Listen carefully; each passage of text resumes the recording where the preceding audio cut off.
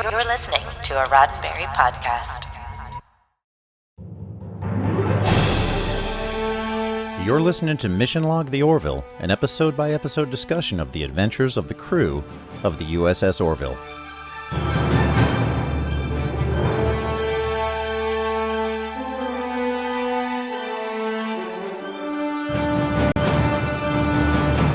Welcome to another episode of Mission Log the Orville. This episode, Artifacts. Sadly, the last one of the 6 comic books written by executive producer David A. Goodman. This is the one where Ed Zola's astroarchaeology professor, needs a favor. Hold on, say it again. Because you said Ed Zolas, I think. Okay. No, keep this in, but Ed Zolas. This is the one where Ed's old There you go. astroarchaeology professor needs a favor and isn't going to let a little low-key alien trafficking get in the way. My name is Mike Richards. And I'm Jessica Lynn Verdi. You can also call this episode the Gordon was right episode. Mission Log the Orville. Hey, that's where I'm wearing my Gordon Malloy t-shirt. Oh, is that the Hug the Donkey one? Yep, exactly Love it. right. Being Look that at you I and feel like this is a Gordon episode. Well, yeah, I have more to talk about with that, too. Not anything interesting. Mission Log the Orville is a conversation that depends on your participation. We'll have some fun because the Orville is fun. And then we'll discuss the meanings, morals, and messages because, that's what we do on Mission Log the Orville. And we want to hear your thoughts and ideas, and you can tell us what you think at ML_the Orville on Twitter, Mission Log Pod on Facebook, or you can email us at missionlog-theorville@roddenberry.com. And if you're watching this on the Roddenberry YouTube channel with us live or at any time, I guess, just hit like and subscribe. And remember, we might use your comments on an upcoming episode. Hey, Mike, are you ready for the recap? I am ready for the recap. Let's go. Artifacts, Part 1. With the Orville docked at Outpost 47, Ed and Gordon are walking the promenade. Gordon's enjoying a triple waffle cone methamphetamine when they run into Professor LaMarche, their astroarchaeology professor from Union Point. He remembers Ed, but does he remember Gordon? He does not. Seems that Ed has a heretofore unseen interest in astroarchaeology, and he'd love to catch up with Professor LaMarche on the Orville. Later in the mess hall, LaMarche tells Ed that he has dedicated his career to studying the Zancon, a race rumored to have controlled a large part of the galaxy over 3 million years ago. All he needs is for Ed to take him and his assistant Chalmy to the Cruxus system. Not so fast, LaMarche. The Cruxus system has 4 stars, and the Magnetech and the Gravity Tech make navigation nearly impossible. However, remembering Arthur C. Clarke's first law, Ed agrees to give LaMarche's research a look. Isaac agrees that LaMarche may be onto something. Having studied the Bormanis Stone, no relation, and an epic Retepsian poem, The Four Brothers, Isaac concludes that the Zarkons may have hidden part of their massive fleet in the Cruxus system. Never wanting to be the senior officer with a secret, Ed asks Admiral Halsey for permission. Halsey warns Ed that LaMarche was removed from his position at Union Point due to overzealousness and is shunned by the scientific community. Citing one James T. Kirk, Halsey is persuaded and the mission is approved. Still stinging from his recent breakup with Laura Huggins, Gordon offers Chalmy a little bit of that mac and cheese. Chalmy never had any before because she's never been in space before. LaMarche gave her parents a food synthesizer if Chalmy would go with him until his work was done. Super sketchy, and Gordon reports this to Ed and Kelly, who seemed remarkably unconcerned as they approach the beautiful yet deadly Cruxus system.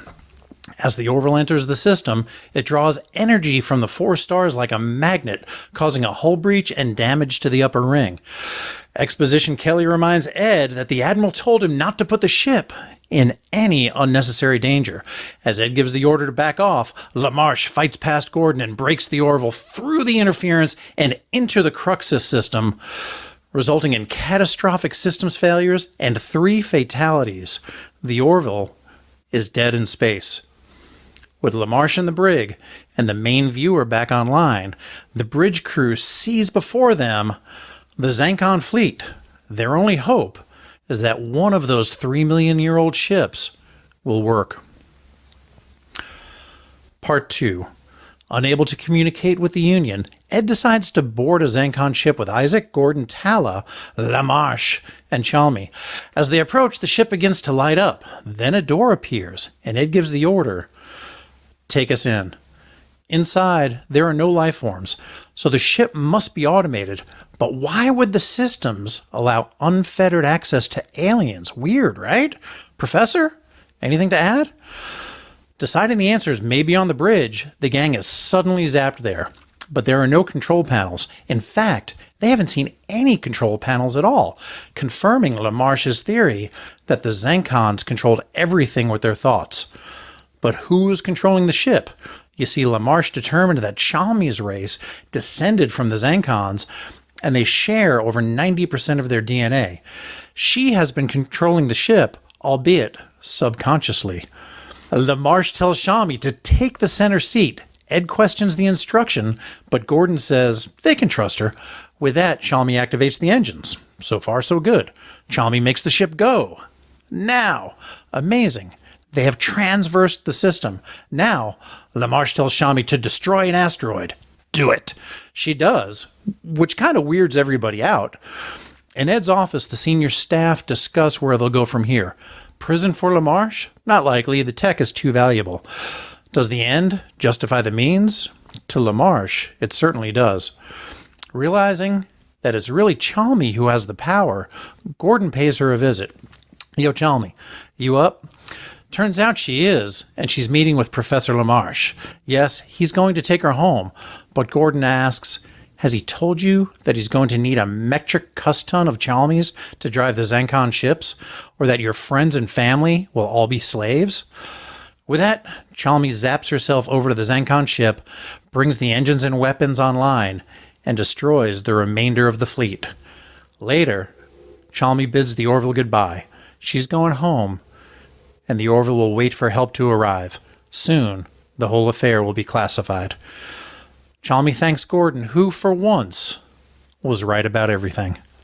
The end.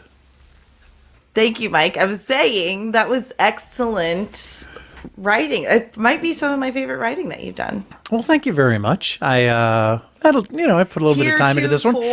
Thinking heretofore in scene. That was convenient, right? But on the other hand, we didn't know that Picard had an interest in archaeology either. Until at least a couple of seasons went by.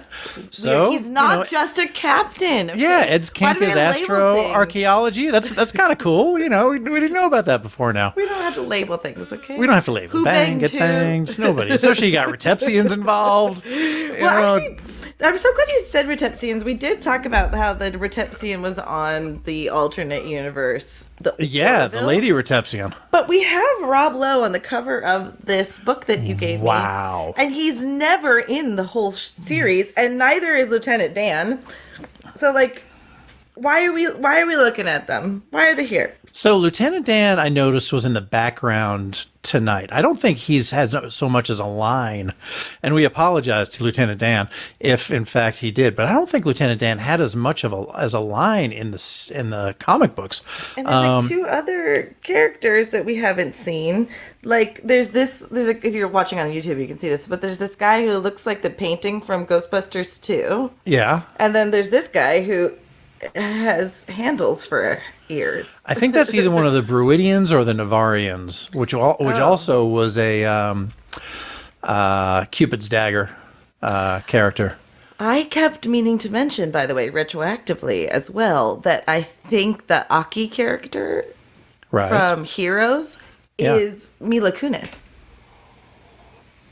Mila Kunis. I'm pretty sure it's... Sorry, for all of you A Million Ways to Die in the Old West fans. You might recognize the Mila Kunis chant. Mila Kunis. I mean, we obviously love her. She's part of the Seth MacFarlane lore, so it makes sense that she would be the prototype for that character. She is amazing. That's a really good call. Never even crossed my mind. Yeah, it crossed my mind after we finished. So anyway, I had to say I wonder if that was like some proof of concept stuff where David Cabeza drew out out some characters from, maybe it was just given a random episode like Cupid's Dagger, and said, hey, try to draw these folks, and then they were able to use them for cover art. This was written as well by David A. Goodman, artist David Cabeza, and colorist Michael Atea. Part 1 was released in October 20th of 2021. And for those playing the home game and listening in real time, had to wait about 5 weeks, practically a Thanksgiving Day present here in the U.S., to get part 2 on November 24th of 2021. Like two of the other 3 season 2.5 stories, they're set between seasons 2 and 3, with digressions being the outlier. And we hadn't mentioned this, but I struggle with handwriting. I'm sure your handwriting is beautiful. It probably looks impeccable. like it's done by woodland creatures, and No. looks fantastic. One of my teachers said I looked like an Asian boy wrote it. So, but it's good. It's nice and clean. It was a compliment. Okay, that was a weird, it was a compliment. weirdly racist compliment. I think so. But the lettering is done by Richard Starkings and Comic Craft's Jimmy Betancourt. We had not mentioned that before. I always thought that this was maybe some sort of a font that was, kind of comic book font or that kind of thing. But I don't know that they would credit the fact that the lettering was done by those 2 individuals. If it was just somebody just typing Sans comic book into their computer. I would also say it's possible that they developed the font, and that's why they're crediting them, because they developed it. I like that. Well, I want to share that. I want to give that credit as well. I think that's right. And then there's other times where you can see certain things are written, so it could be...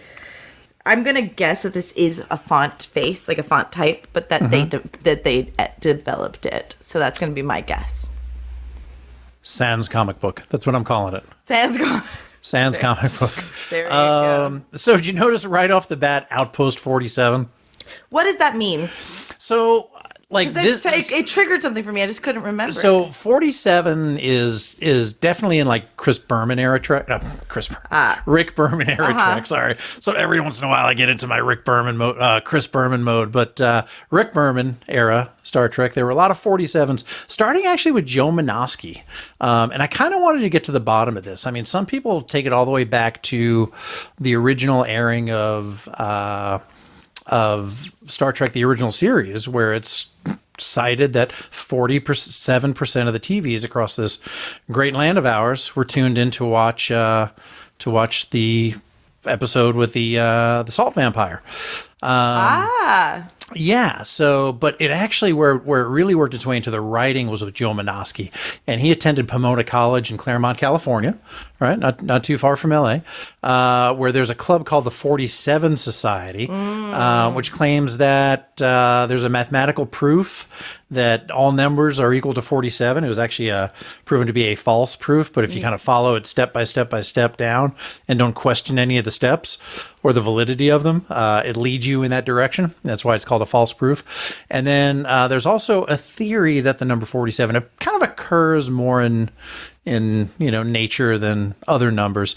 I think that's probably perception. For me, I see the number 73 almost everywhere. Oh my goodness. It's uncanny, but I'm kind of looking for it though too. So that's kind of how I explain it. Like 42, it's like the answer to life's question, what the meaning of life is 42. From Hitchhiker's Guide to the Galaxy. Correct. And so people use it like that, but then it does show up the more you think about it. So it's funny because when Rick Berman was asked, he said 47 was 42 adjusted for inflation. Which, we're going to have to change that to a different number at this point, I think. I do love this. That's fantastic. Yeah, so he first started using that in the 4th season in Next Gen. The in-joke kind of quickly caught on to the point that it was just kind of ridiculous by the time they got, into Voyager. And then I think it kind of started to normalize after that. Crazy. But yeah, through last couple of seasons of Next Gen into... not as much DC9, but Deep Space Nine, but definitely Voyager. It's kind of all over the place. Huh.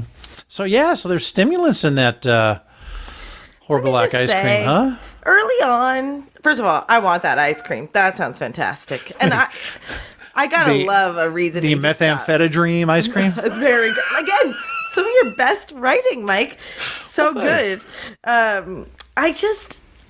I'm just so glad we finally got a comic about Gordon.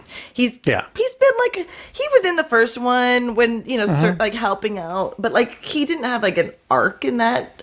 Right. And again, it's questionable what arc he had here, but he was pivotal to the story, and we've gotten pretty much everyone up until this point, and it was nice to have this be Gordon's. It really is, and I definitely want to talk about that more later on, because I think how certain people view Gordon and have gotten used to viewing Gordon, and how certain people view maybe a former professor has a lot to do with kind of where I land on this story. That's interesting. Yeah, I think there's messages, morals, and meanings to talk about with it. But I also think I think that maybe this lands there too. But that professor did recognize him. That professor had to know he was going to helm the ship, because that was his point in choosing the Orville, because someone had to get into it. So I have a feeling the professor just didn't like him.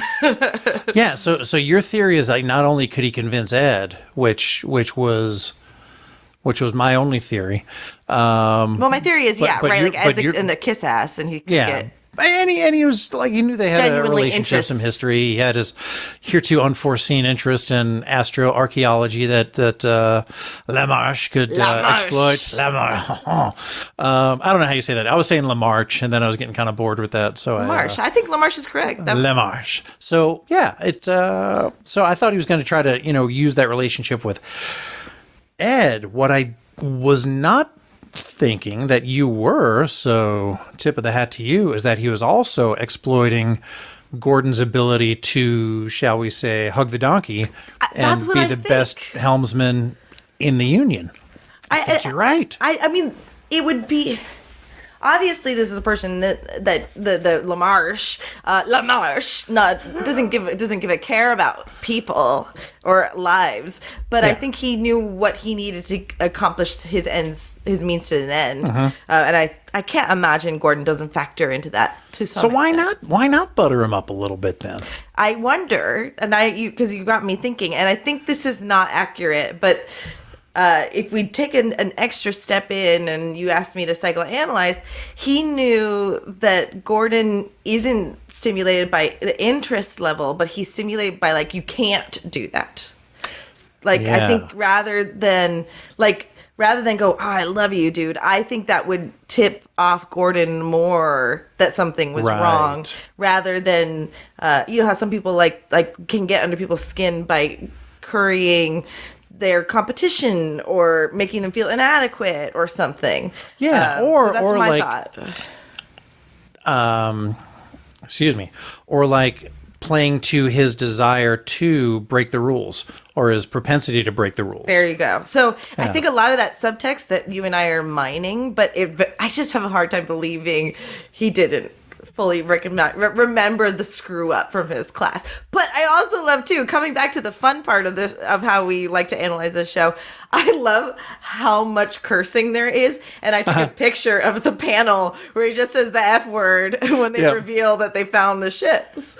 Yeah, no, that was great, and that's something that worked its way in, from the beginning of the comic books, which has been great to get that language, and we saw some more language in the Orville New Horizons as it moved over to streaming. So it's kind of a nice sort of evolution of using it appropriately and bridging the gap, if you will, between Fox and right.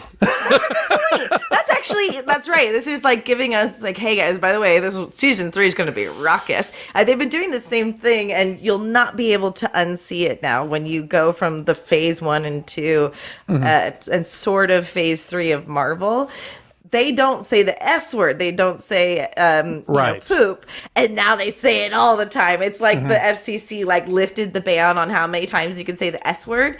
Right. And it's rampant through quantum mania. It's all throughout Wakanda Forever. And you can just see them start going, let's see when we can say the S word. And you don't have Captain America anymore to correct their language. Language. Yeah, 100%. So you'll notice it now if you haven't already that they're lifting the ban on some bad words. We don't do that here. Do you know how hard it is for me not to curse when we It is so hard. I mean, I had to write metric cuss load into the metric cuss ton. I had to write into the recap. I love that. Just to keep our rating. When LaMarche was trying to convince Ed that we can do this, even though Ed said 4 stars, gravity issues, magnetism, magnetech issues. I think he actually said it's impossible. And it reminded me of Arthur C. Clarke, who has 3 laws, the third of which is probably the most famous. Okay. Which is any technology sufficiently advanced is indistinguishable from magic. Right? We hear that, fairly regularly in science fiction. The other one is one that I try to use, which is the second law, which is the only way to test the limits of the possible, is to occasionally just sort of dip your toe, just sort of tread into the impossible. It's very similar to it's not Shakespeare, Sherlock Holmes quote. It's kind of, eliminating the impossible. The only thing that's left is the possible. It's the impossible. Yep. Yeah, and then the one that I thought of in this one is ageist. No doubt about it. I don't know how well it aged. Pun intended. Pun intended. I don't like when people don't intend their puns. Intend your puns, people. But when a distinguished but elderly scientist states that something is possible, he is almost certainly right. When he states that something is impossible, he is very probably wrong. Huh. So you had this distinguished, elderly scientist stating that something is possible. And I think Ed was like, all right, I'll give it to my science officer and see what they think. That's interesting.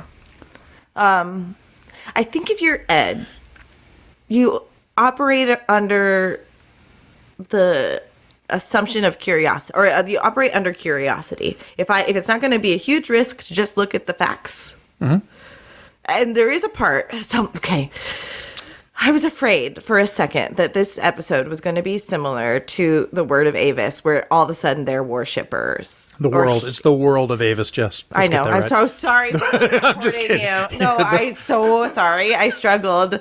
I can't remember it. I know it's the world of Avis. It's the Word of Avis. I just got it wrong. I know. Okay. The insurance world of Avis. It's where, in the comics where they are serving Avis now, or, worshiping Avis. And I was curious how much this guy was going. I didn't know if they were going to repeat the beat or if it was going to be similar. And I knew it wouldn't be obviously the same. But we kind of talked about this when we read the novella. And I don't know that we ended up. Did we talk about it here? We did. We read the novella. We covered the novella, The Sympathy for the Devil, which I just can't get out of my mind. Such a good, interesting novella. Story for the Orville, and just different. There is a fascination that, particularly in my history, I'm not speaking in absolutes, but from what I can tell, especially white men have a fascination with Nazi era information. Watch all the history episodes about Hitler and the war, and whether for whatever reason, and I'm sure the reasons are gigantic. You probably had someone in your family that served in the war. You are curious about the war. There's so many different reasons. And it was also the first fully documented war, and the atrocities were insane. So, just from a purely morbid curiosity standpoint, I can understand the fascination with it. LaMarche similarly had a fascination with the nature of these Xanicons, or whatever. What are they called? These people? Oh, you had to ask me. Zancons. I was close. So the Zancons have very much a similar bent toward this. It seems to be a good allegory for a Nazi Germany, right? Sort of.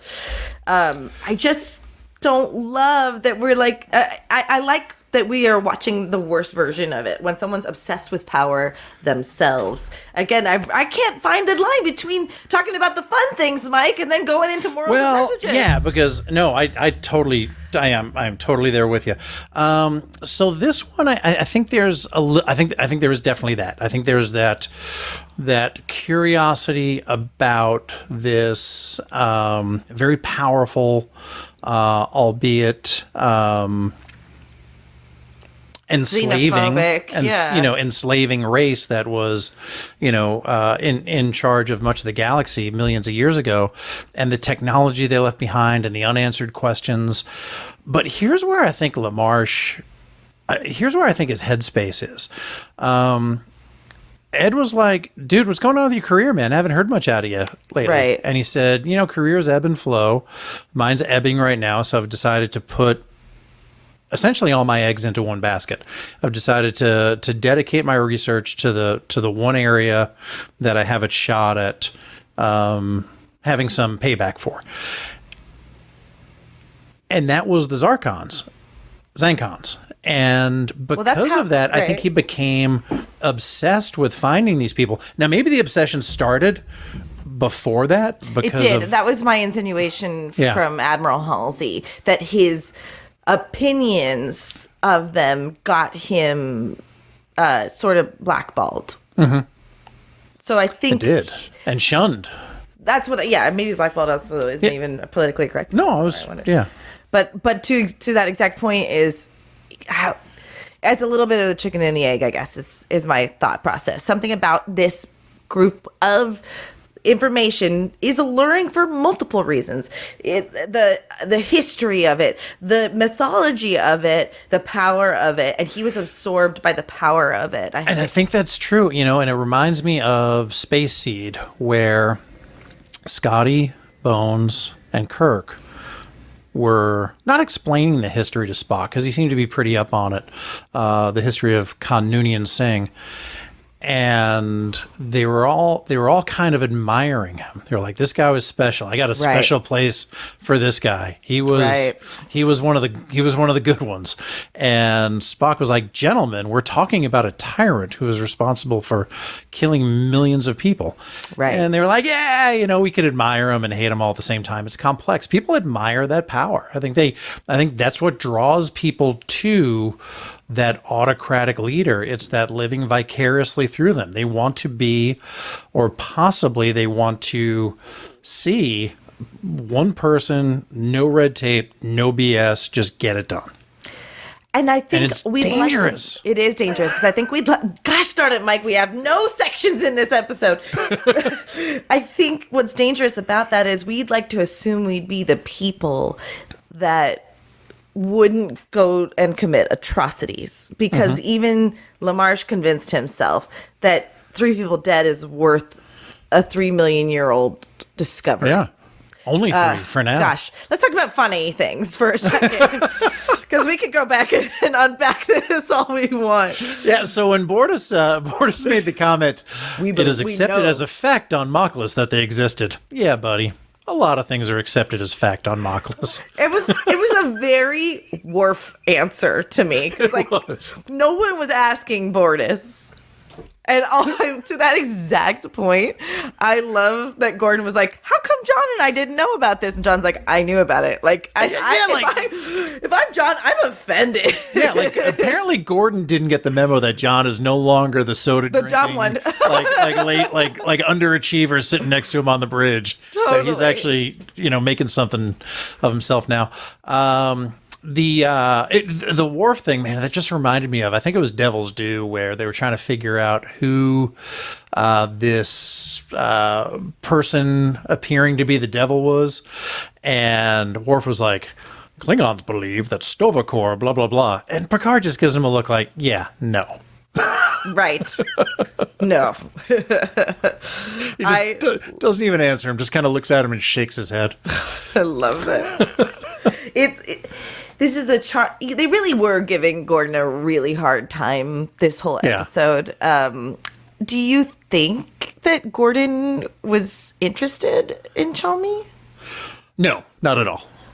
You don't think so? No.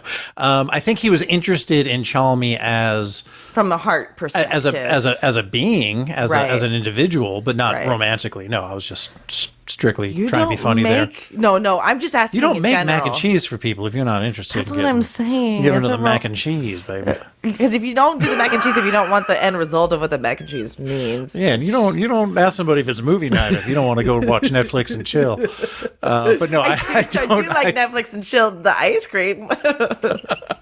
I do not think that that Gordon was putting the moves on Chalmy, regardless of what my recap may have sounded like. No, I didn't think so at all. But I actually had the question too. I think more that his empathy was going off like crazy. Yes. And probably because she wasn't being like the forest. They were missing the forest for the trees with her too. Like she's being taken advantage of here, folks. And I have to imagine, even though we haven't met these beings before, that LaMarche giving her family a food replicator, a food replicator synthesizer doesn't break the code. Like, they had to have been technologically advanced, but usually that's the thing that tips them off that they're technologically advanced. So besides space flight. Let's look at, a couple of things. We're going to have to probably move to the next part of this because there's a lot if we There's can too kind of many recapture things. this. Jeez. Yeah, man. things.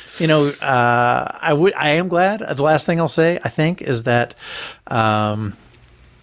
I am glad that Ed went to Admiral Halsey to brief him on what he wanted to do. Right. And that Halsey, as always, offered advice and gave him permission to do so. If this was an episode of any era of Star Trek, they would have asked for permission, been told no, and then just stolen the Enterprise anyway. Yes, 100%.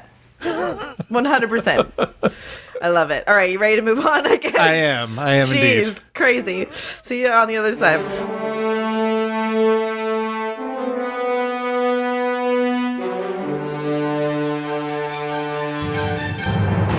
So we have come to the part of the show where we're going to explore, finally, the big ideas of the comic book artifacts and discuss the meanings, morals, and messages to see if they align with the Star Trek Roddenberry philosophy. Mike, I know you got some thoughts.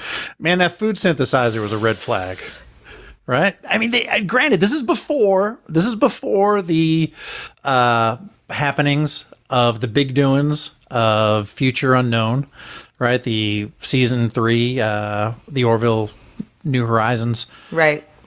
season finale, Right. finale. And they We got ya. dedicated that whole thing to don't give tech to people that haven't invented the tech on themselves, because you got to invent the tech and then you got to be better people and tech and better people and that kind of thing. And if you give a bunch of tech to people that aren't good people, they're going to just use it to kill each other, use it for their own advantage, use it for profit, things like that. This guy admittedly trades a food synthesizer for an opportunity to take your daughter and show her the galaxy, and I'll bring her back as soon as my work is done. So if she is 97% Xanacons, Sure. then they probably already are Earth-faring people, or galaxy-faring people, I would imagine. Man, they were in mud huts with grass tents and stuff like that. So here's the question then. So I'm going to say no. So they've written Ed and Kelly dumb a couple times, and I know Yeah. it's just for sitcom and TV show purposes, but Ed, Gordon's your best friend, and Gordon is telling you that something seems off with the relationship, and neither of you are taking him seriously. And that's not the first thing that you go, oh wait, it's weird that he gave her a food synthesizer. Isn't that weird? It is weird. That's weird. And then the Admiral Halsey speech was weird with the overzealousness and being shunned by the scientific community. Now, And to not take it as into caution. Well, I don't know how much he took it into. Did he put it in the bowl and mix it around and help him make a decision? Probably. But what did he have going for him? He had held this person in high esteem as a professor at Union Point, and he had Isaac look over the data on the comm scanner that was presented. So it was those two things against, Gordon's feeling that this was a that Chalmey was bought, as he put it, and it struck him as slavery. And it was the Admiral's, this guy's had some problems. But, there are times where there's a very good connotation to being overzealous, right? People, people say they just wouldn't give up. They kept trying no matter what the odds were. Everybody told them no, and they wouldn't take no for an answer, right? Right. Those are all described in positive ways. Right. That it kind of depends on what results you get and how many people get killed along the way and things like that.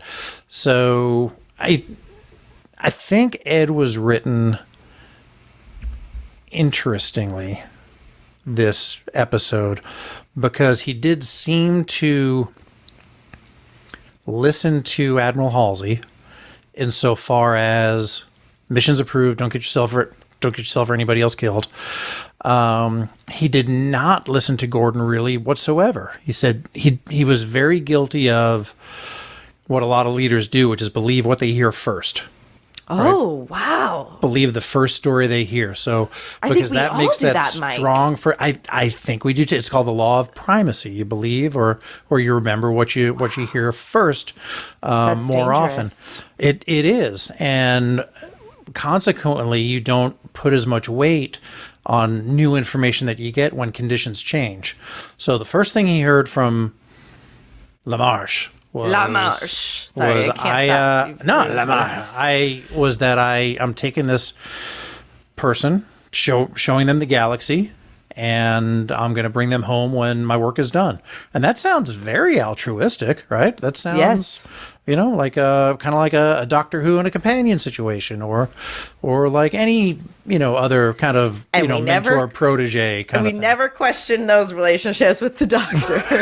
That's a really good point, Mike. Well, unfortunately, in 60 years of Doctor Who, I think it's fairly transparent what the goings on. I know, but they're just like, hey, let's go, Rose. It's a good point. Yeah, I love it. I think with as much pushback as there was in the live action series to this kind of situation, that should have been much more of a red flag, I think. Gosh, yeah. But then I think the curiosity won out on all of them. Yeah. Because they're explorers. This fascination. Yeah, yes. Yeah. And Kelly was again, have we had a decent Kelly comic book story? We have, because of her going back in time. Because of digressions. Yeah, that was a strong Kelly episode. That was a very strong Kelly story. Right. Because in this one, Ed's like, all right, Bortus, call Professor LaMarche to the bridge. And Kelly's like, unless Gordon has an objective. And he's like, shut up. It was very funny. It was a very funny Kelly. Was that a laugh out loud for you? Oh my God. There was a couple moments while I was reading it, the stress was high for me. I was afraid to see what they were going to find. I was afraid to learn what the nature of the relationship was. All the while knowing this is an Orville episode, only so many bad things can happen before the good thing happens. And you saw all these people in season 3, so you knew they were fine. No one's dead. Yeah, that's a good point. But I was just I was afraid of what they were going to. I thought they were going to find 3 million Zandcons just waiting on the ship. It's really weird that the fleet's just there, but no one, they didn't maintain a society on it. But right. Kelly was a BITC something else. She was. She has judgment against Gordon anyway. She does, and he has judgment against her. Right. Something that probably should have gone would have gone best in the first half. There were 12 quote unquote manned probes sent in the Crux's system. Okay. Manned probes. I'm sorry, I didn't hear manned. It said manned? Manned. Manned? Manned. Isn't that the point of the probe, is being unmanned? Oh no. Oh no. Oh no, they're dead. So maybe LaMarche is right. 3 more dead on the Orville doesn't matter. All in the name of science. Another thing that belonged in the first half, poor Earl, please don't put it in the first half, is almost all the background characters looked like Ed and Kelly in this episode. Oh, that is so fun. Yeah, it definitely did. Like the folks on the in the promenade. The one that was at her. Outpost 47. Yeah, the one that was Kelly.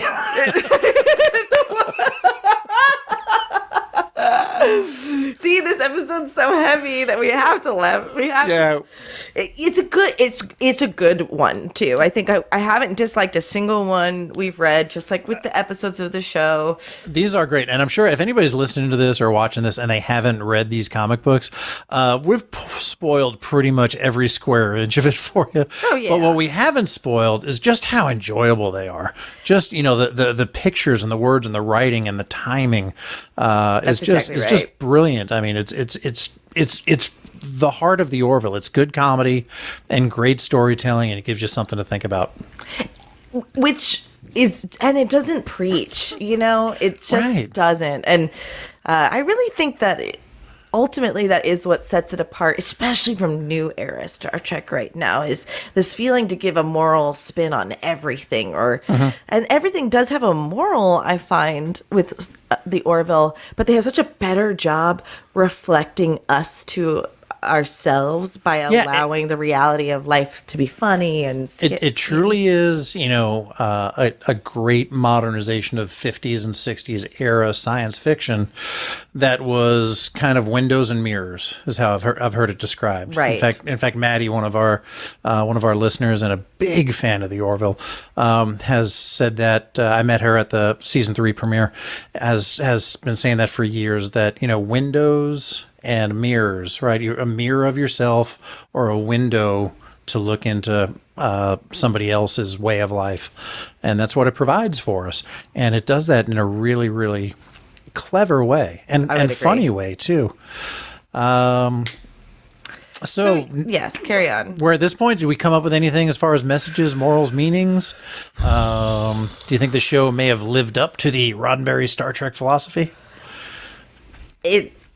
I think it lived up to the Orville philosophy really well, where it shows us many different sides of looking at a problem, not taking people for granted, or pigeonholing somebody into just because they're the comic relief. I actually think that makes it even more impressive that this is the last comic book we have up to this point, and we've had Gordon be nothing but the joke.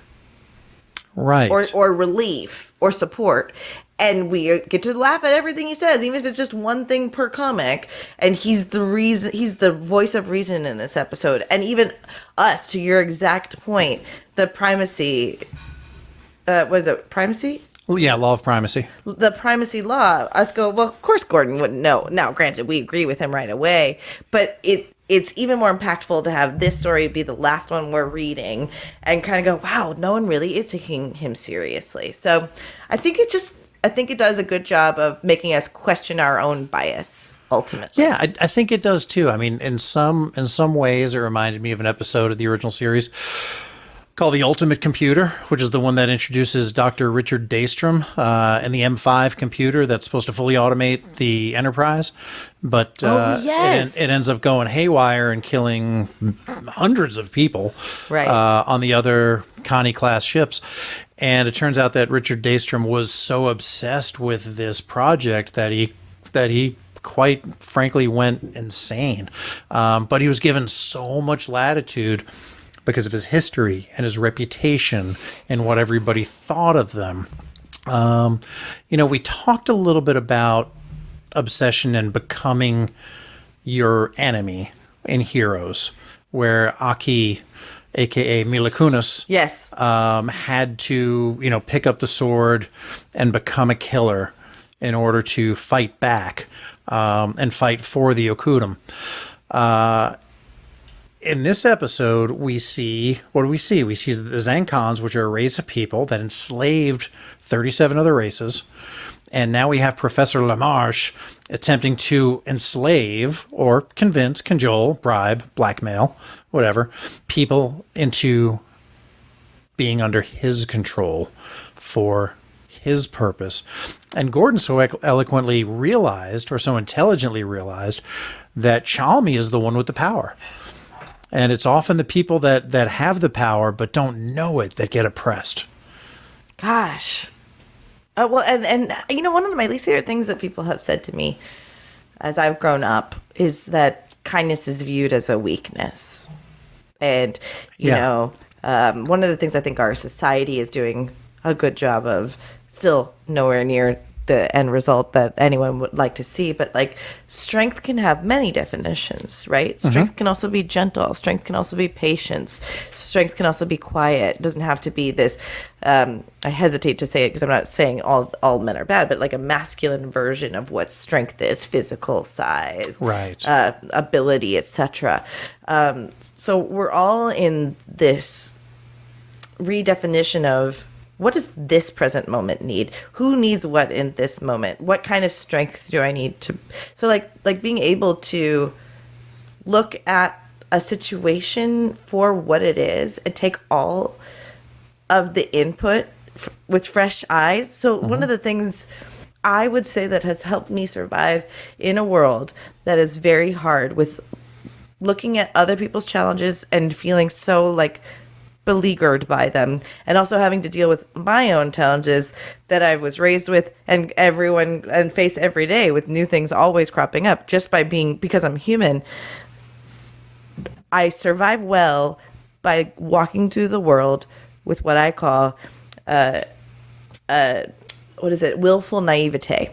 I'm not ever pretending I don't understand the world, but I'm allowing myself to be surprised by the outcome, rather than, I've seen this before, it's going to be bad. Or, you know, you can surefire a way to be bitter by going, I know how this is going to play out.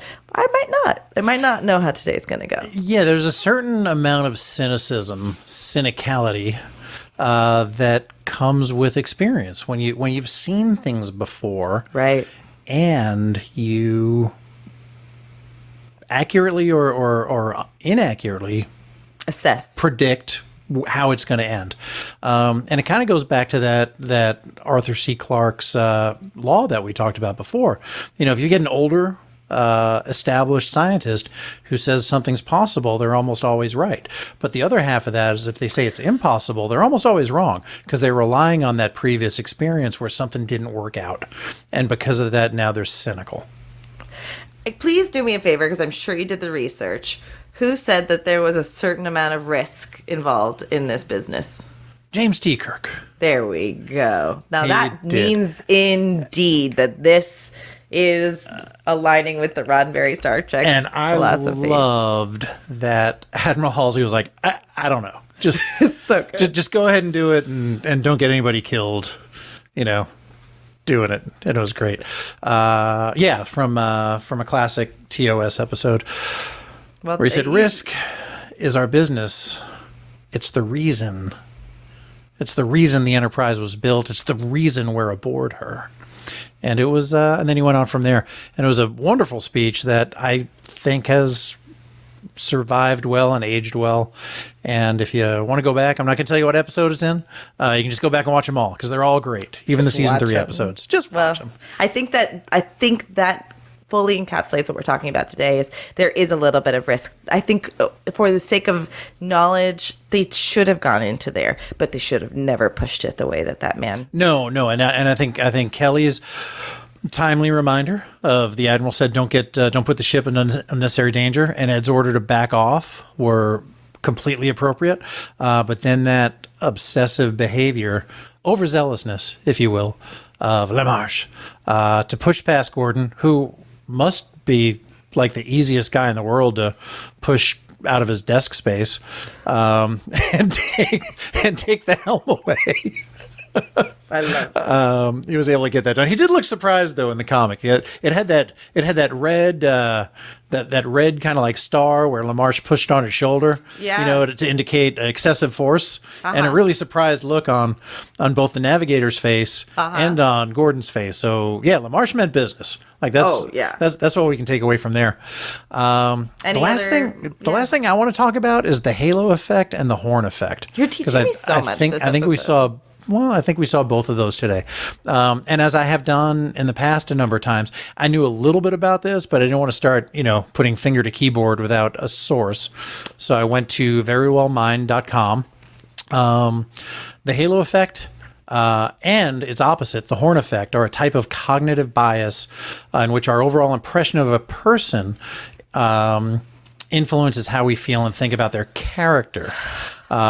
Psychologist Edward Thorndike coined the term in 1920 after an experiment in which he asked commanding officers in the military to evaluate a variety of qualities in their soldiers.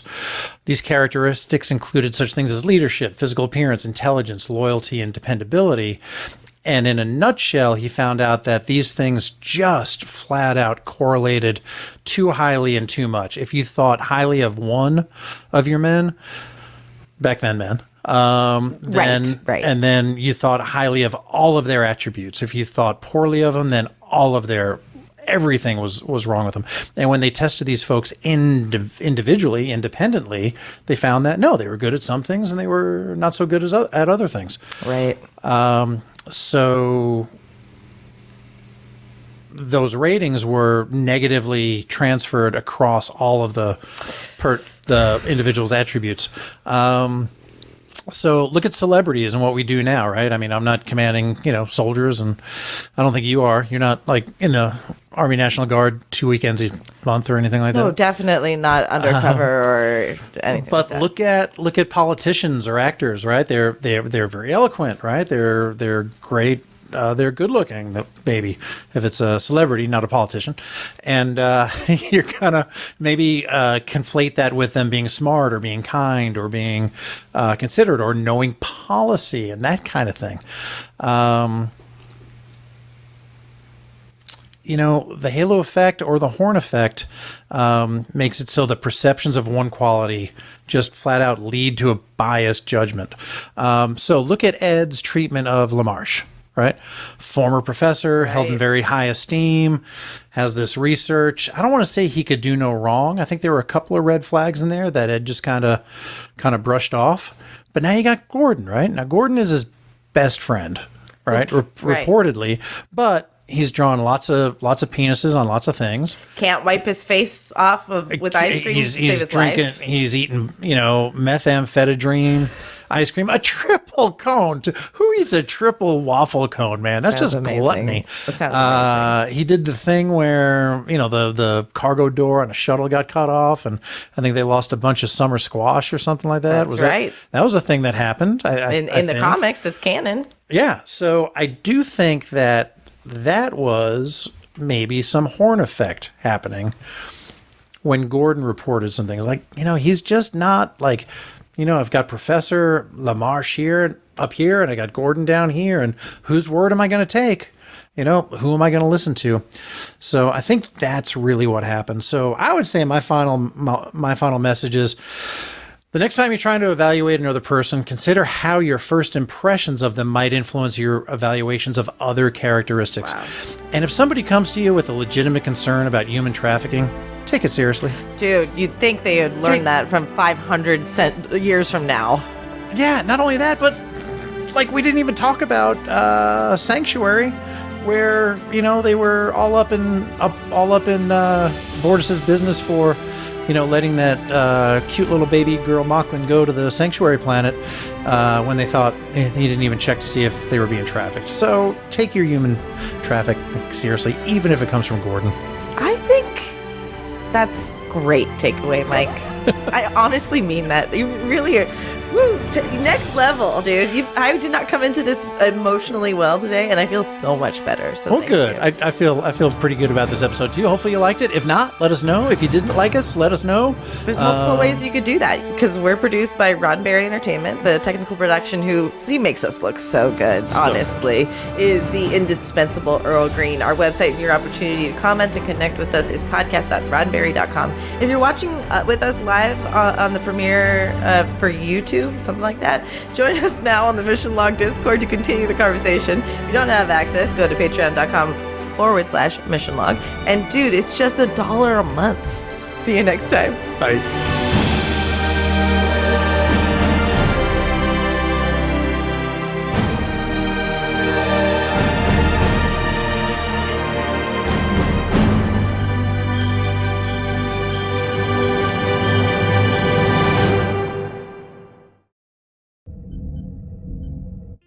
This is a Roddenberry podcast. For more great podcasts, visit podcast.roddenberry.com.